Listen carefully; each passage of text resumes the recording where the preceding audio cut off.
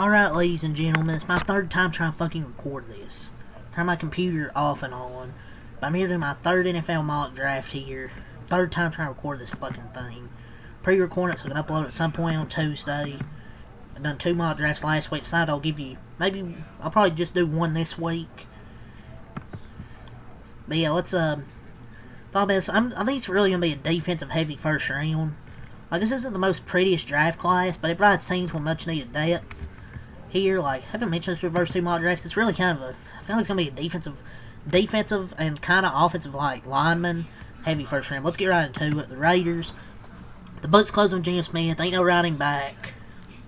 Disastrous plan to acquire him via trade. Apparently with Pete Carroll. Crumbles after 1 year. They finished 3-14. Earned the first pick. Pete Carroll gets fired. And Las Vegas now be coached by Clint Kubiak, the offensive mind behind that Seahawks success. They're still going to be good, even though they won't have him anymore, but he'll likely be paired with Mendoza. He's the exact voice you want manning the pocket. He brings really strong character, consistency, and his Heisman 1 year threw for 3,535 yards. He has the best QBR in the nation at 90.3. It may take some time, but the Raiders could have a franchise QB on their hands if they play the right cards, get them some receivers, build a better offensive line. That's just my opinion. Arvell Reese, the Jets here at 2. The Jets enter this draft with a goal. Get better with any possible pick. Aaron Glenn's first year did not go well. 3-14. They break a record, no interceptions the whole season. They trade Sauce Gardner, bundle first-round picks in return. They trade Quinn Williams. They're in clear rebuild mode. Obviously, there's no quarterback worthy being selected here. Would have been Dante Moore if he didn't go back to college. But they leave with one option. Best player available. Arvell Reese, 6.5 sacks last year, 69 tackles. They could trade down here, but I think they take best player available. Cardinals, they take Francis Mauigoa. How do you say his name? Offensive lineman out of Miami. He's the best pick here, addressing a long-term need while you pair him with Paris Johnson Jr. across 16 games, 2 sacks, and that run to the 90, 87 pass blocking grade. I think he's the best offensive lineman in this draft class. I don't know what they'll do at quarterback going forward. Like, will they trade Kyler Murray this offseason? We'll see. But there's no quarterback obviously worth selecting here. I think you just take best player available. Titans, Ruben Bain here at 4, edge rusher. I think it's most just obvious pick. Well, maybe it's not obvious they could take offense here, but I think you could. There's a bunch of needs, but this is a big need. You had a guy who totaled 74 QB pressures last year, 9.5 sacks. Part of that beast defensive front with Akeem Mesidor, who we will have in this first round, who I will have in this first round as well. But Cam Ward's first season wasn't the prettiest, but there is hope as raw talent will soon translate to the NFL once you get more weapons. Ruben Bain, I think, is pick here. Giants, they take Carnell Tate. Find goal with Jackson Dart, Cam Skibbity, Scattaboo. You hired John Harbaugh. They actually have a pretty good defense front, in my opinion. They need more production from their secondary. The Giants do, but it leaves them with options. You got a solid receiver alongside Malik Neighbors. Who knows what Wan'Dale Robinson is going to do? He could hit the open market. Could he demand a hefty contract after outstanding 2025? If he does and leaves, I think Carnell takes the pick here. 0 drops across 66 targets is a safe pro-ready option. Even if Wan'Dale stays, I think they could take Carnell. Number 6, Spencer Fano, offensive tackle with the Browns. Browns are a mess. They waited to the last minute to hire a head coach. Who knows what the quarterback battle is going to be? Who's going to be in that? Dylan Gabriel, Shedeur Sanders, is Deshaun Watson even going to be in that? So who knows? But I think it's just a plug and play day one guy, Spencer Fano. 0 sacks, 0 hits on 382 pass blocking snaps. It's just an obvious plug and play guy here. The Commanders, David Bailey, edge rusher. They need to get younger. They were in the NFC title game 2 years ago, but season filled with injuries and one of the oldest rosters in football. They need to get a little bit younger. This is a elite guy here, high motor edge rusher, and it's just an ideal chess piece for Dan Quinn, who excels at utilizing the versatile defenders to create these mismatches. 11.5 sacks, 22.4% pass rush win rate. I think it's an easy pick here with David Bailey. Saints, I have had Jeremiah Love, but I'm going to say Mekhi Lemon. You part ways with your speedy slot receiver. He either need another offensive weapon. I think Mekhi Lemon is a perfect fit under Kellen Moore, providing a high-volume playmaker next to Chris Olave for Tyler Show. I feel like he possesses a frame similar to Amon-Ra St. Brown. Both USC, go figure. along with elite toughness, technical route running, ability to win over the middle, just one drop on 110 targets, along with a 66.7% contested catch rate. I think it's a really good pick here, Mekhi Lemon. The Chiefs. I'm going to say Jeremiah Love here, running back. Mahomes, obviously first year, they're going to make the playoffs with him. The first year in his career they've missed. And then he tears his ACL late in the season. And we'll see if he comes back week one. Don't know. I'd say it's clear need for Kansas City in the backfield. Jeremiah Love's a home run hitter. Last year at Notre Dame, 1,372 yards, 11 touchdown averages, 6.9 yards a carry. It just gives Mahomes a reliable option. The Bengals, I think they take Caleb Downs here. They have an elite offense, but why are they not a playoff team? Oh yeah, it's because their defense sucks. You can't put all your eggs in one basket. They are plagued by poor tackling. Caleb Downs is really disciplined. He has a knack for being around the ball. I think Caleb Downs is the pick. Will he fall here?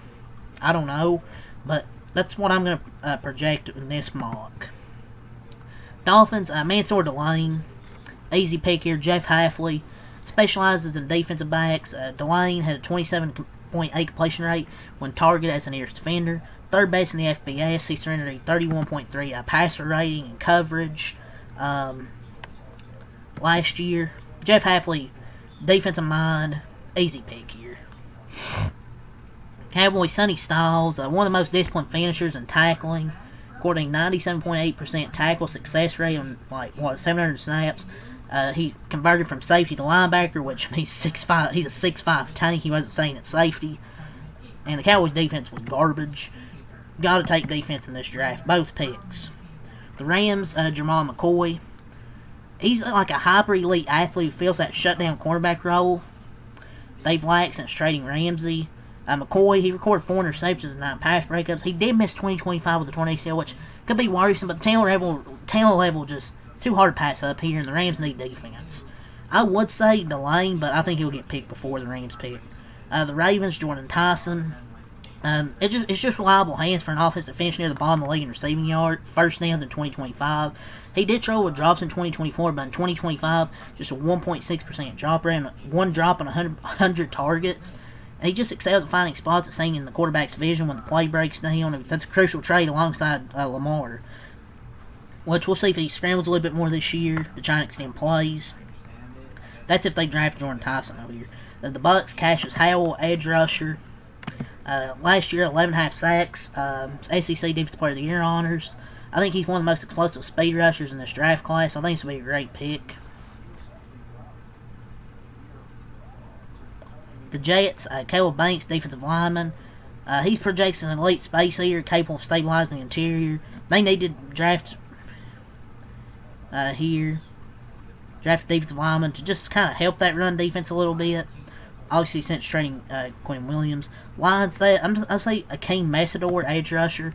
They need to get another edge rusher to help Aiden Hutchinson, because that's really their only type of pressure they give on the quarterback is Aiden Hutchinson. And Messidor's just a plug-and-play guy. 12.5 sacks, 67 pressures last year. And that would be a good duo, him and Aiden Hutchinson.